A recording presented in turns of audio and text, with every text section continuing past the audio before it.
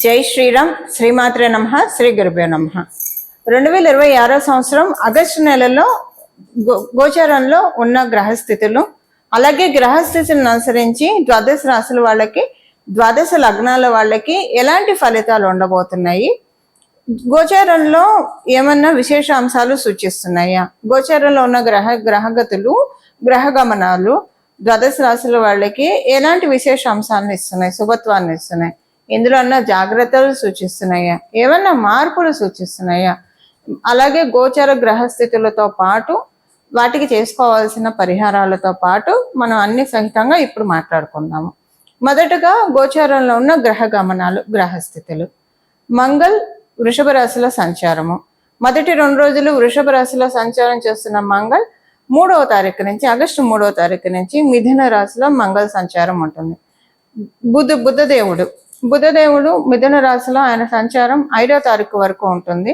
6వ తారీఖు నుంచి మిథున రాశిలో నుంచి కర్కాటక రాశిలో బుధదేవుని సంచారం ఉంటుంది. కర్కాటక రాశిలో రవి బుధ గురుల సంచారము, రవి గురుల సంచారము మొదటి నుంచి ఉంది, స్టార్టింగ్ నుంచి. బుధదేవుడు 6వ తారీఖు నుంచి కర్కాటక రాశిలో సంచారం ఉంటుంది. రవి బుధ గురువులు ముగ్గురు కూడా 17వ తారీఖు వరకు కూడా కర్కాటక రాశిలో సంచారం ఉంటుంది. 18వ తారీఖు నుంచి రవి కర్కాటక రాశిలో ఉన్న రవి సింహరాశిలోకి ఆయన సింహరాశిలో పయనం ఉంటుంది. 23వ తారీఖు కర్కాటక రాశిలో ఉన్న బుధ భగవానుడు సింహరాశిలోకి వస్తాడు. కేతుదేవుని సంచారము సింహరాశిలో, శుక్రదేవుని సంచారం, శుక్రాచార్యుల వారి సంచారము కన్యా రాశిలో, కుంభరాశిలో రాహు యొక్క సంచారము, శనీశ్వరుడి సంచారము మీనరాశిలో ఉంది. వక్రించిన శనీశ్వరుడి సంచారము మీనరాశిలో ఉంది. ఇవి గోచారంలో ఉన్న గ్రహస్థితులు. ఈ గోచారంలో ఉన్న గ్రహస్థితులను అనుసరించి ఫలితాలని ఇప్పుడు మనం చూద్దాము.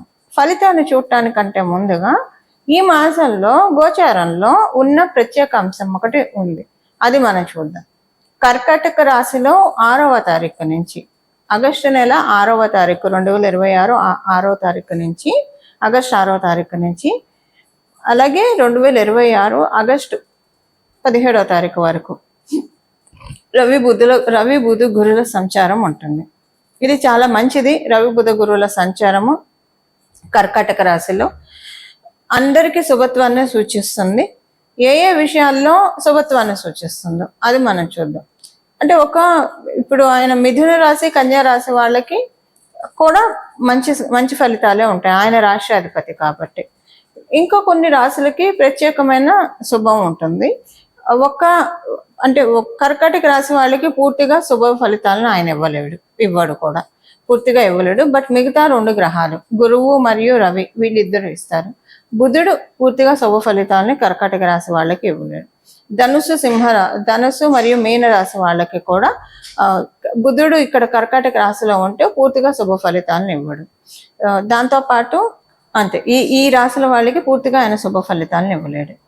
ఇప్పుడు మనము ఈ ప్రత్యేక అంశాలతో కూడుకున్న ఈ గ్రహస్థితి అందరికీ ఎలాంటి ఫలితాన్ని తెచ్చిపెడుతుందో మనం ఇప్పుడు చూద్దాం. ప్రతి ఒక్క రాశి వాళ్ళకి కూడా విడివిడిగా మనం ఇప్పుడు మాట్లాడుకుందాం. కుంభరాశి కుంభ లగ్నంలో పుట్టిన వాళ్ళకి ఈ మాసము, కుంభరాశిలో పుట్టిన వాళ్ళందరికీ కూడా అనుకూలమైన పరిస్థితులు చక్కగా ఉన్నాయి. పనులు మీరు ఒక్కొక్కసారి అంటే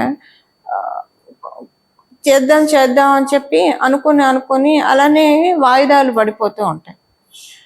అలా పడకుండా ఈ మాసం ఏంటంటే అనుకున్న పనులు అనుకున్నట్టు, అసలు ఇంకా ఈ పని అనుకున్నామంటే చేసేద్దాము, మళ్ళీ ఇది వాయిదా పెడితే అంతే పోతుంది, ఎప్పటికీ అవదు, ఇది అంతుదరి ఉండదు అన్న ఇది మీకు పనులు బాగా చేస్తారు. ఈ మాసంలో పనులు బాగా చేస్తారు.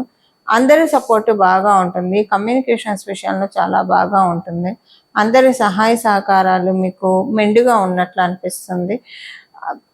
మీకు అనిపిస్తున్న ఒక ధైర్యం ఉంటుంది. సోలాగా మీరు ఎన్ని పనులు చేసుకోగలుగుతారు అన్న విషయాన్ని ఈ మాసం మీరు తెలుసుకుంటారు. బాగా చాలా పనులు మీరు ఎఫిషియెంట్గా చేస్తారు. అది కూడా ఇంపార్టెంట్ పనులు ఎక్కడ పోస్ట్పోన్ చేయకుండా, ఎక్కడ పెండింగ్ పెట్టకుండా, పోనీ అంటే అవేమీ చిన్న పనులు కూడా కాదు, చాలా పెద్ద పనులనే మీరు చేస్తారు. అందరు ఇలాగా అంటే ఏదో ఒకటి అనుకొని అది ఇంప్లిమెంట్ చేయాలి ఇలా ఉండదు. సో మిగతా వాళ్ళకి ఏంటి, మీకు చక్కగా వెళ్తుంది, ఎక్కడ ఆటంకాలు ఉండవు. సపోజ్ ఇప్పుడు మీకు ఒక ఉద్యోగంలో ప్రమోషన్ రావాల్సింది, అది ఆటంకం లేకుండా వస్తుంది.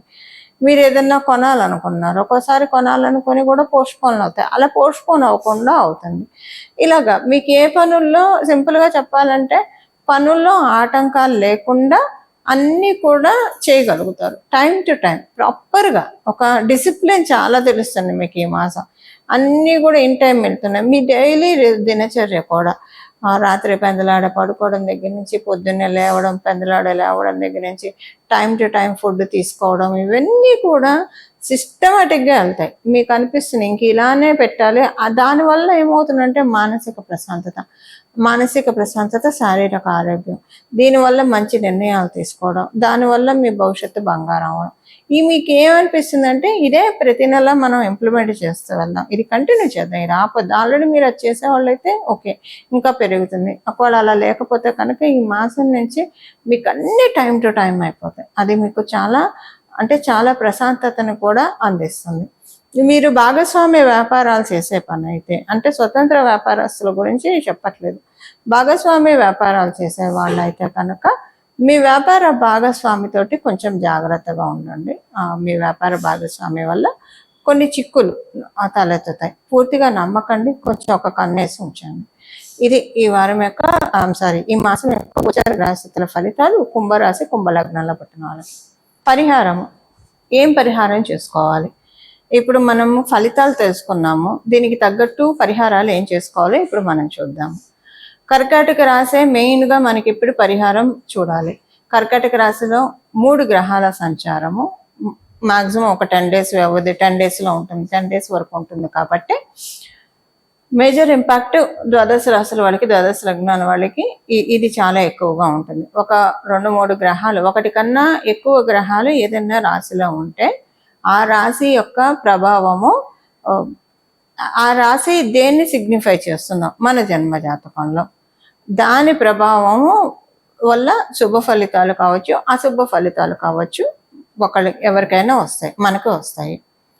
అయితే శుభ ఫలితాలు అయితే ఓకే, అశుభ ఫలితాలను తగ్గించుకోవడానికి. ఇప్పుడు శుభ ఫలితాలు అయినా సరే ఉన్న వాటిల్ని కమ్ డౌన్, ఉన్న శుభ ఫలితాలు అయినా సరే ఒకవేళ తీసుకోలేని స్థితిలో ఉంటే తీసుకోగలగడానికి చేయాల్సిన పరిహారం వచ్చేసేసి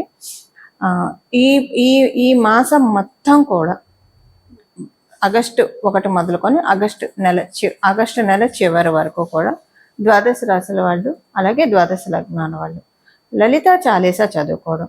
మనకి గోచారంలో కర్కాటక రాశి అంటేనే చతుర్థ స్థానం మాతృస్థానం, మాతృవడి. అందువల్ల జగన్మాత యొక్క కృపా కటాక్షాలని అందుకోవడానికి ఇది చాలా చక్కటి శుభ సమయం.